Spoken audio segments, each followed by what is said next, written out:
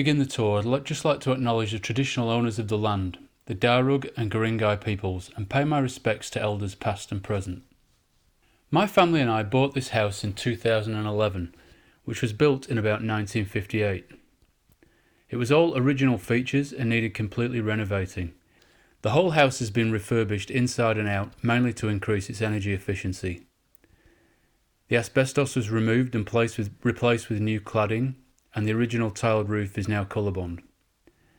Second-hand, homemade and upcycled furniture features heavily inside. Our kitchen was taken out of a previous home and spruced up with new bench tops.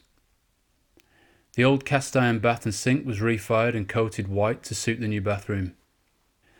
We installed roof, wall and floor insulation, water tanks holding 27,000 litres, and this year 6.6 kilowatts of solar panels, which are making a big difference to our energy consumption. The house already had a solar hot water system bought in the 1980s, which still worked fine. When the roof was replaced, we got Solar Heart to come out and refurbish the unit before putting it back on the roof again. Hopefully it lasts another 30 years. Around about 2015, a friend recommended Permaculture to me to help me to figure out how to manage the garden and meet like-minded people. In late 2018, I did a permaculture design course with Limestone Permaculture and made a holistic plan for both the house and garden. From February 2019, the garden has come to life. I've set about creating a garden full of edibles with structures that improve our house's livability and energy efficiency that are recycled where possible. I believe that the single biggest thing you can do to improve your mental and physical health and care for the earth in the process is to grow your own food. Once you start down this path, it's a slippery, highly rewarding slope towards making your own bread, tomato sauce, storing produce for the winter, saving seeds, joining a bulk food co-op, and composting everything you can get your hands on. As a family, we are very conscious of our need to produce less waste. We have always had a compost bin where we put cardboard and paper and food scraps, but over the years our methods have refined and we've added first worms and then chickens into the mix. Now we have 3 containers on the kitchen bench. I built a 3-bay compost system for bulk hot compost out of old brick pallets and leftover roof sheets, each of which holds nearly 1 cubic metre. The liquid juice from these piles goes into a bucket which can be diluted and spread around the garden as fertiliser. I'm now realising how efficient chickens are at composting too, so I fill their run with leaves and grass clippings. They poo in it, scratch it up and make more food for the soil. A great example of a structure that makes a big difference to the climate in this house is the hardwood and mesh pergola down the west side. The grapevines shade the house in summer, but in winter it loses all its leaves and lets the heat and light in. Our nature strip is being gradually taken over by veggie beds as a kind of community garden. The intention is to label the plants and invite the local community to take what they want.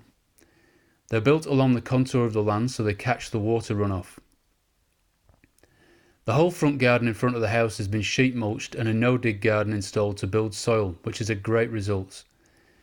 Most of the garden is designed to have everything grown at once: herbs, veggies, fruit trees, flowers, with the intention of creating a forest with as many forms of life as possible. Ideally, pests will be managed by attracting other creatures that eat the pests, rather than killing the pests manually with chemicals. There is a long list of things I've upcycled in the garden. The old windows from the house made a greenhouse. We bought 5 intermediate bulk containers second-hand off eBay. This one is my bulk liquid fertiliser brewer, and the other 4 were chopped in half to make 8 wicking beds. The zinc alum roof from the old carport was cut up and used to protect the IBC wicking bed plastic from the sun. The actual carport frame has become a pergola in the back garden, together with recycled decking boards that a friend gave to us for the roof. Everywhere you see bricks, they've either been given to us, were cleaned from demolished bits of the original house, or were purchased second-hand. This photo shows the old rock outcrop and water naturally collected at this point. We would get tadpoles which had to grow up pretty quickly before the pool evaporated. I bricked in around the pond area, created garden beds and made a bridge from the old front veranda fence to shade it. Now the water doesn't evaporate so quickly. I was sick of purchasing plastic paddling pools for the kids, so I got the old cast iron bath off Gumtree and bricked it in. As luck would have it, a neighbour put the sink on the side of the road not long after, and now it's the bird bath. The chicken coop is largely built from things left over from the renovation. It's been designed around using the old front door as the human entrance. Water management is a huge part of our trying to live more sustainably. The 27,000 litres of water is stored across 4 tanks made to fit their location for maximum capacity. Most of the garden is now on drip line, which I feed from the tanks. This 10,000 litre tank and another 7,000 litre tank directly outside the bathroom will eventually be connected to the house plumbing. Most of the roof stormwater goes into the tanks first, and some of the tank overflow I've redirected specifically to garden beds. The rest flows out of this pipe at the back of the house and soaks into our back garden eventually.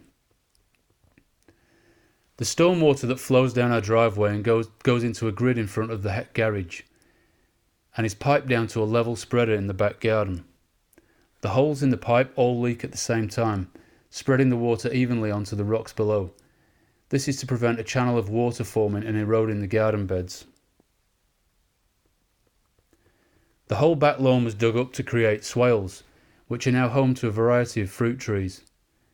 The swales are a series of uncontoured ditches filled with wood chip that hold and slow down water, allowing it to soak in. The wood chip soaks up the water like a sponge. Eventually, when everything grows up, this will be another food forest. I've counted that I've planted over 130 trees on our property since we moved in, not including all the other types of plants there are. Most of them are edible in some way. If you'd like to find out more about making your own no-dig garden, digging swales and creating a food forest, I've made separate videos on my YouTube channel. I also often run workshops for members of Permaculture Sydney North, and I open our garden on the Sydney Edible Garden Trail. I look forward to seeing you there.